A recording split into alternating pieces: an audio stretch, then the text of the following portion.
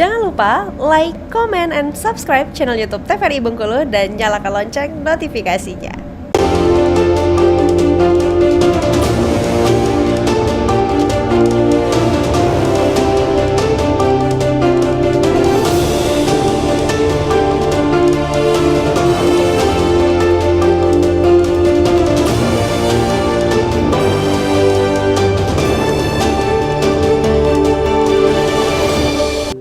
Ya pemirsa, Anda kembali menyaksikan Berendo TVRI Bengkulu edisi hari ini dengan tema Makan Bergizi Gratis untuk Generasi yang Sehat. Tentunya kita masih bersama dengan kedua narasumber kita, ada Pak Nuce dan juga Pak Ansori. Saya ingin ke Pak Ansori lagi nih Pak. Jadi kita sudah bahas-bahas tadi, sudah ngobrol-ngobrol terkait dengan program Makan Bergizi Gratis. Ya. Persis di segmen sebelumnya kita katakan ada juga yang berpandangan bahwa kenapa tidak dikasih saja uangnya dengan orang tua. Ya. Tapi kan realisasinya adalah bahwa anak-anak ini langsung dapat berupa makanan gitu. Ya. Yang sudah dihitung dengan sedemikian rupa bahwa itu sudah dianggap sebagai makanan yang bergizi. Bagaimana Bapak melihat sinergitas antara pemerintah dan juga faktor penyedianya mungkin dalam mewujudkan program ini Pak? Saya pikir program ini kan sudah digagas dan direncanakan dengan cukup matang ya, baik dari sisi saintifiknya, dari sisi ekonomi dan bisnisnya, dari sisi implementasinya. Nah, biasanya kita di perencanaan itu bagus, di implementasi ini perlu sinergi, perlu kolaborasi dari semua pihak, karena komitmen jangka panjang Pak Prabowo dan Gibran ini jelas, yaitu menghasilkan sumber daya manusia yang berkualitas dan unggul. Nah, untuk itu kita memang tidak bisa main-main, tidak bisa setengah-setengah. Jadi memang diperlukan komitmen, kerja keras, perencanaan yang matang. Nah, kemudian tadi dampak kalau uang dikasih, bagaimana kalau uang dikasih ke orang tuanya langsung 10.000? Ini tidak ada dampak apa-apa. Paling nanti uangnya dibeli mainan, dibeli uang jajan. Nah, kalau ini kan sudah terprogram dampaknya 5 tahun ke depan itu tentu generasi yang sekarang mendapat penerima manfaat dari bergizi ini akan menjadi manusia yang sehat, yang kuat, yang cerdas. Nah, inilah syarat daripada sumber daya manusia untuk bersaing dan maju tadi. Ya, syarat sumber daya manusia itu sehat, kuat, cerdas. Nah, cerdas ini artinya mampu untuk memikirkan masalah bangsa ini, apapun masalahnya, di bidang apapun dia bekerja, itu akan mampu kita bersaing dengan negara yang maju, dan tentu kita akan juga memposisikan sebagai negara maju. Yang berikutnya tadi dampak ekonominya. Dampak ekonominya kan ekosistem bisnis daripada pengelola, daripada penyedia ya. Tadi saya katakan harus ada bahan bakunya ya, seperti beras, ayam, ikan, telur, sayur-sayuran. Nah, kemudian pengelola tentu akan mendapatkan margin, keuntungan. Tentu kalau dikalikan jumlahnya banyak, tentu akan mendapatkan keuntungan yang seimbang. Artinya yang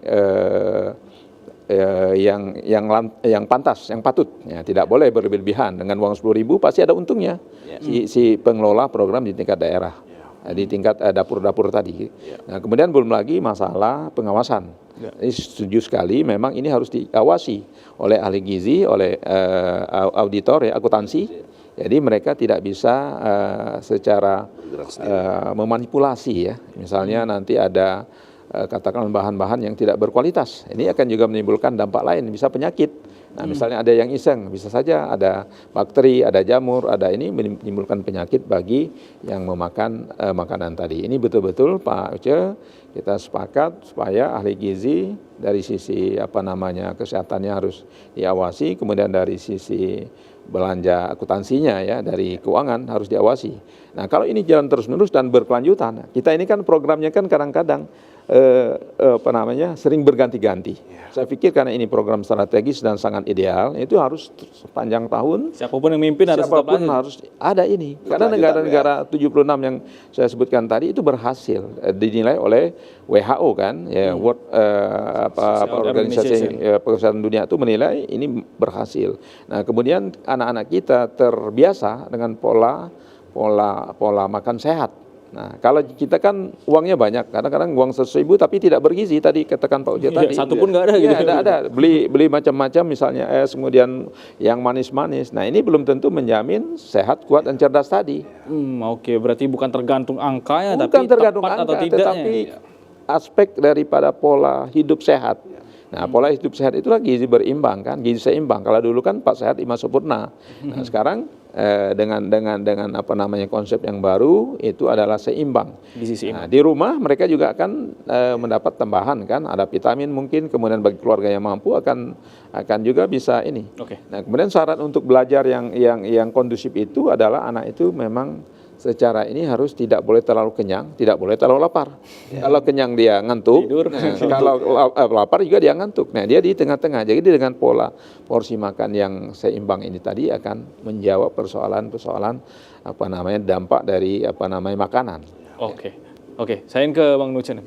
Jadi Pak, ada pengaruh nggak sebenarnya dari makanan yang dimakan setelah dia makan yang pokok-pokok ini? Jadi misalkan seperti ini, dia di sekolah udah makan makanan bergizi yang sudah disediakan oleh negara, kemudian dia di rumah makannya permen saja, makannya terlalu banyak gula misalkan atau terlalu banyak junk food misalnya. Ini berpengaruh nggak dengan makanan bergizi yang sudah dia konsumsi? Ya, jadi paling pertama yang penting kita fokuskan ini bukan dia berada di rumah atau pulang sekolah, tetapi bagaimana anak-anak yang menerima makan gratis ini bisa fokus belajar dulu. Nah, kalau tidak ada program ini Pak, dia nggak pakai sarapan dia, mungkin dia nggak mikir makan. Kalaupun tadi kata Pak, mungkin dia bukan es atau jajan yang kurang bergizi. Nah, jadi dengan adanya program ini, mereka dengan diberikan asupan makanan yang bergizi, mereka akan fokus dulu paling tidak mereka fokus di sekolah dulu. Nah, itu yang paling penting. Nah, selanjutnya ketika mereka di luar tadi bukan mengenai mereka makan yang lain-lain, tetapi paling tidak ibu mereka atau orang tua mereka yang mengatur makan tahu, oh ternyata makanan seperti ini bisa kami aplikasikan di rumah, Pak ya.